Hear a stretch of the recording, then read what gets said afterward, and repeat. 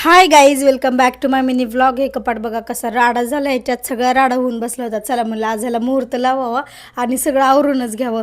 कपडे पण कुठले सापडत नव्हते. आता म्हणलं चला संक्रांत पण येणार आहे, त्या दिवशी आपल्याला काय घालायचं हे पण नाही होणार बघायला नंतर. चला म्हणलं आज सगळं आवरूनच घ्यावं. कसं तरी मुहूर्त लागला होता खूप दिवसाच्यानी. पिलू पण मस्त झोपली होती, तर चला म्हणलं ती झोपली तर आपलं होईल. पण मस्त एवढं गळ्यातले होते, मला माहीत बी नाहीत अजून. मग सगळे नवीन न्यू आणलेले तसेच ठेवून कधी घालणं पण नाही झालं. त्याच्याने आम्हाला तर माहीत पण नाही एवढे आहेत म्हणून. आणि कानातले अजून नवीन होते, एकदा पण ट्राय नव्हते केले. चला म्हणले ह्यांचा पण मुहूर्त लागेल, जसा आज कपाटाचा लागलाय तसा.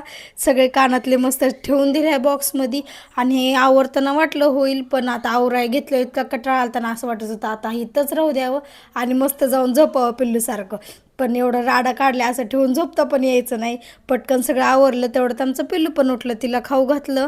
आणि कधीच शांत खात नाही ती ह्या मॅडम, असं फिरत फिरत खाणं चालू होतं तिचं. तिला खाऊ घालून मी जेवढं आवरलं तेवढं ठेवाय आले.